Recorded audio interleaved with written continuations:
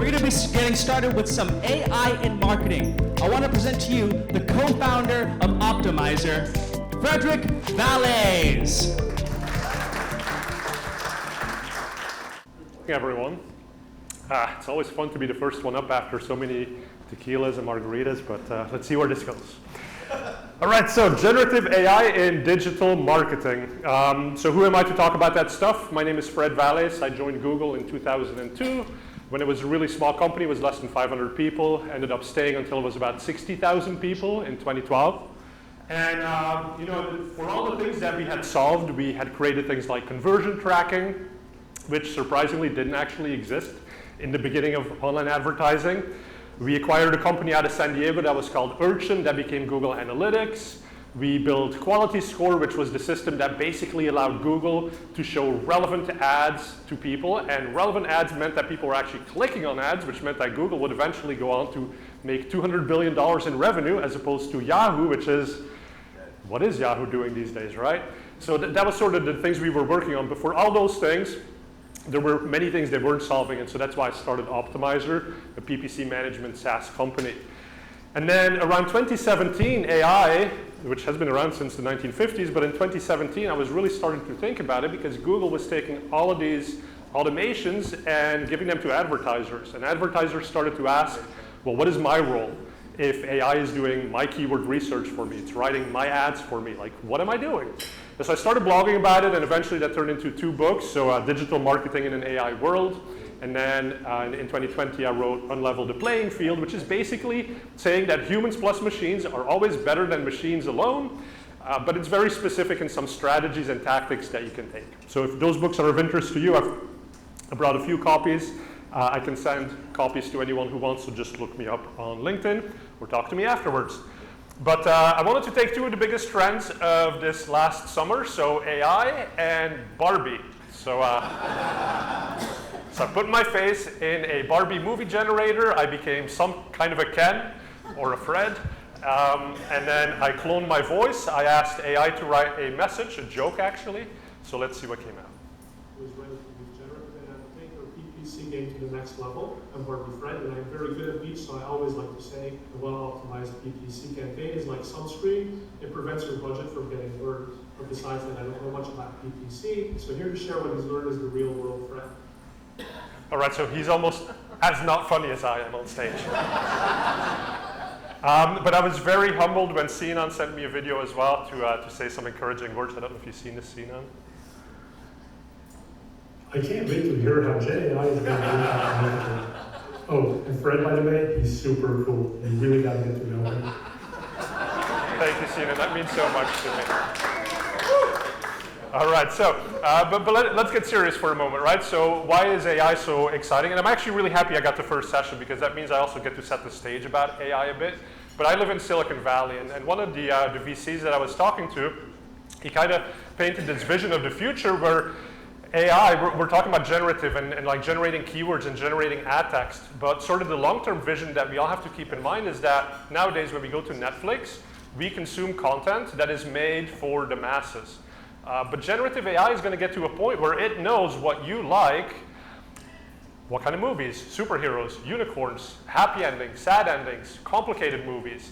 It's going to be able to write the storyline, it's going to be able to produce the video, and it's going to be able to produce on the fly for you your movie. So it's going to be a Netflix with just content for you. That is not that far off in the future. And so basically what that is the third wave of innovation out of technology out of Silicon Valley. The first one effectively made the incremental cost of computing basically zero. Simple example, I mean, today if we use a spreadsheet to do a calculation for our business, we don't think about the cost of running that spreadsheet because computing is basically free in our businesses. And then internet came along and that made distribution effectively marginal cost of zero. That's what upended the music industry. That's what made Netflix possible. That was sort of that next wave. But now we're at that third wave, and that's where the content itself is going to have a marginal cost of zero. So it's going to be amazing, some of the stuff that we're going to be able to do. And I can't wait to hear from the other industries as well, where they're going with this. But as far as how AI impacts marketers, there's really two big questions, right? One of them is AI changes how consumers will behave because the Google search results pages are changing. And it also speeds up the way that we do the work to get our ads on Google and in other places. And so we'll talk about each of these a little bit more. But what about ads in an AI world? Well, so Google realized that they have a little bit of a problem. It's often very difficult to give one right answer for every single question that a human can ask. And so they call this the Nora concept, Nora queries. No one right answer.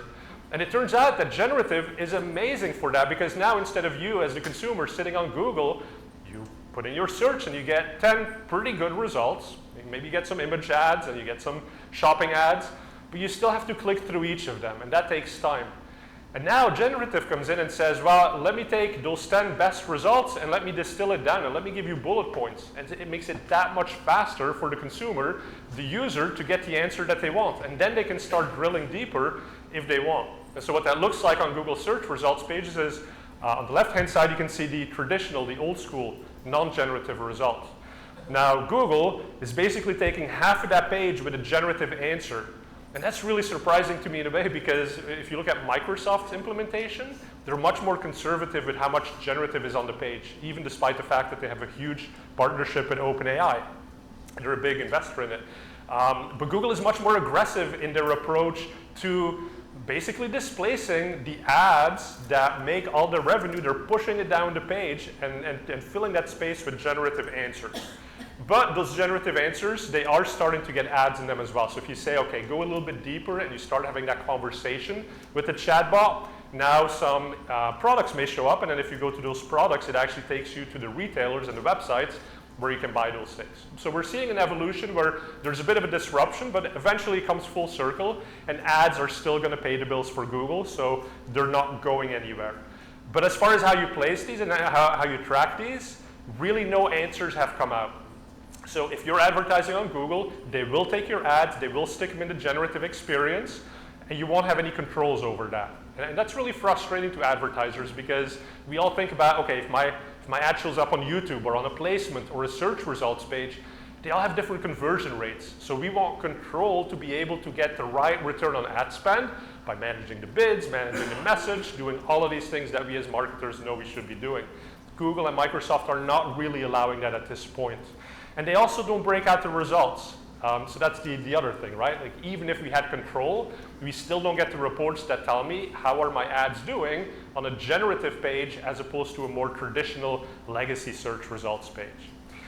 And so the big question that's unanswered is, how will users engage with ads on a generative experience? Will they click more, less? Will the CPCs go up? These are all the questions that we don't have answers to today, but that's something we have to monitor, because ultimately the billions of dollars we spend on ads, we have to make sure that we make more billions of dollars in returns from those ads. So what's the marketer's role in a Gen AI world? Larry Kim was the founder of WordStream, and he had this concept that in a sea of donkeys, you had to be a unicorn. And basically, we should all be unicorns in this room. Like, everyone who didn't attend today, they're the donkeys. They're the ones not doing it right. Like, let's be the unicorns.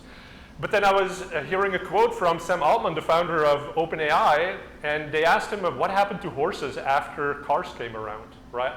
And he was basically equating it to what's going to happen to humans after ChatGPT comes in and starts doing the work of what many of us do. Well, he was like, well, it's interesting because horses were repurposed and they had a use after the cars came around. And then he thinks for a moment, he's like, well, actually nowadays there's not very many uses, productive economic uses for horses anymore, so they're kind of something you have for fun. They don't contribute to the economy.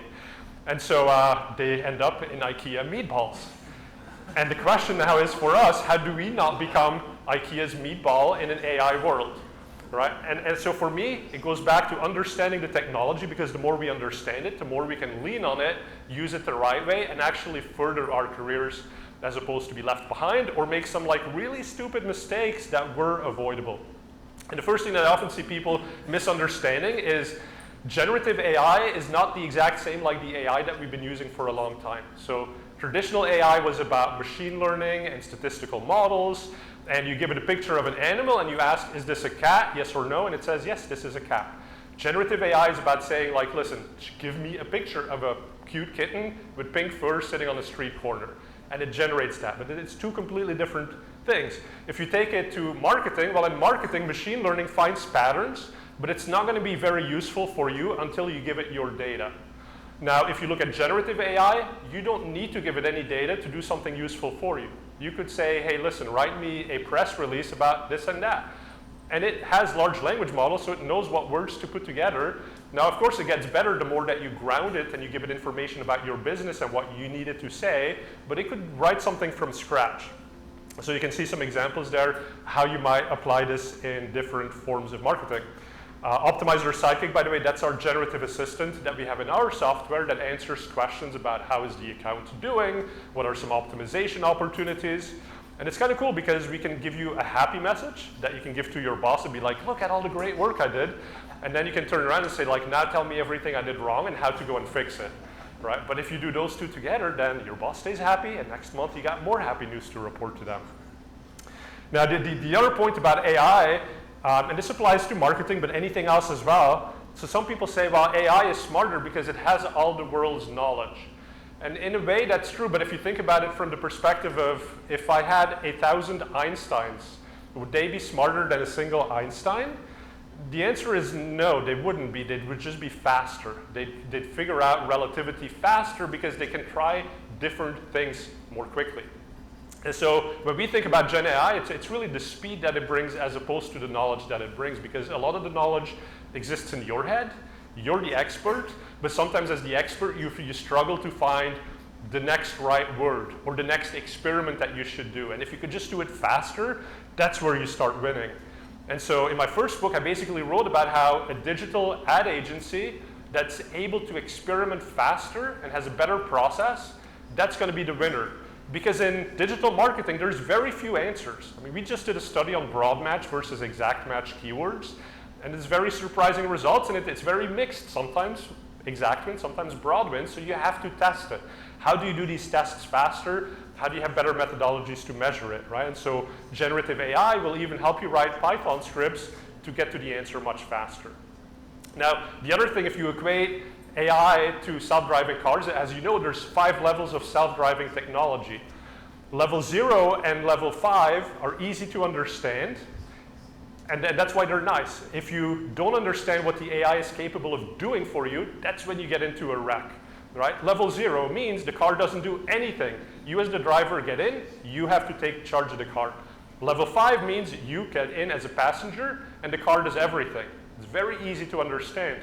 But levels 1 through 4, there's handoffs. There's things the car does for a while, but then it stops doing it because you change roads or because you change speeds. That's where it gets confusing. And so if you think about digital marketing, Google has so many automation tools, but it's often really not clear what is the capability, where does it stop, where does it end. And so we think about this concept of automation layering, which is basically you take your controls and you put them on top of what Google's already doing. And in a way, it's kind of like PPC, digital marketing insurance. You're making sure that there's guardrails in place for this level 1 through 4 self-driving marketing technology that Google's basically giving to all of us. Now, another interesting fact that I think leads people down the wrong path quite frequently is they assume that generative AI is really good at math. Machine learning is good at math because it's basically just statistics. But if you look at generative AI, it predicts the next word in a sequence. It's not actually doing math for you. It's just saying, oh, if I see the words 1 plus 1 equals, I often see the number 2 following that. It's not putting that in a calculator. It's just predicting that 2 is the likely correct answer. Now, the other thing that's interesting is there's this concept of drift, AI drifts. And so they did a study at Stanford and they said, is 17077 a prime number, yes or no? GPT-4, it had it 84% of the time, it had the right answer. But 3 months later, it was down to 50%. So GPT-4 actually got worse at doing some basic math over the course of 3 months. The other thing to keep in mind here is, if it works for you today, generative, that doesn't mean it's going to work tomorrow, right? You always have to fact check what it's doing because it is always changing. And then the other mistake is to flat out say, well, listen, I'm not going to work with AI because It's not no good for me. And we were looking at writers, and writers are interesting because, like marketers, they may be perfectionists. And it's like, well, I could have written a better headline. I could have had a better landing page. But ultimately, nobody cares, right? The only thing that matters is what did the consumer do when they came to that landing page. Sure, you didn't win a Nobel Prize for writing that landing page, but you got the click, you got the conversion. That's what matters, right? So stop putting your drive for perfection in the way of getting good enough results that make your boss happy and that make the consumer that you're marketing to happy. I think that's a big thing that we have to think about as well. And then ultimately, you're not competing against AI, you are competing against people who have figured out how to make AI their sidekick and their assistant. And that's what's going to set people apart.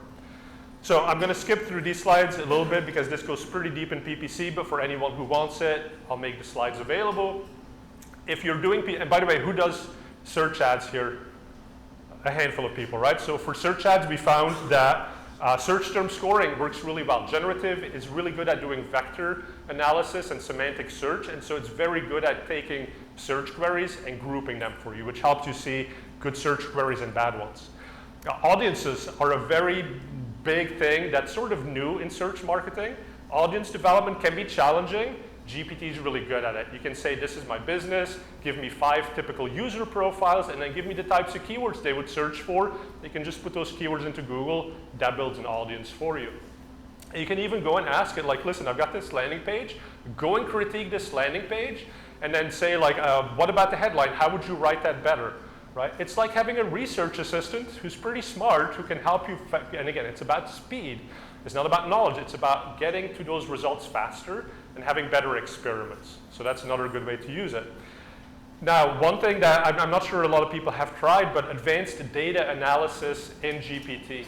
So this is a thing that will write Python code for you. So if you have a massive data file of all interactions that people have had on your website, you can feed that in and you can say, build me marketing and audience segments, or do an analysis, do budget forecasting. And what's nice is it's like having a developer. You can actually talk to GPT and it'll say, I'm going to use this methodology to do the forecasting. And you can go into a discussion about whether that's the right methodology or not. And then once you're happy, it actually writes the Python code. Now, again, going back to Drift, once you get Python code and you verify that it works, save it. Don't go back tomorrow to ask GPT to write the same code because it's not going to be exactly the same. It could be broken tomorrow when it worked today. So a couple of other examples. I wanted to make images for my blog, my website, okay? So we have a very specific image style. So I went to Alpaca Machine Learning, and these were the images that it spit out. And I was like, oh my God, these are horrendous. Like, I cannot use these on my website. Now, Alpaca AIML, you can give it between 15 to 100 images, and in a matter of minutes, you can train a new model from it. So it shows you a couple of variations of what the images could look like. And then from that, you've got it trained. And now if I say, give me an image, it actually looks like the style of my blog. So it's a huge time savings, and it only took me 10 minutes to train this model. Now here's a cool party trick that I want to show you. So Sinan told me he was going to go to the beach this morning. I was like, he's going to be so lonely there. I'm so sorry. But let me... but 3 people. Okay, well, if I'd known you had... But that's exactly what I drew. Oh my God, magic.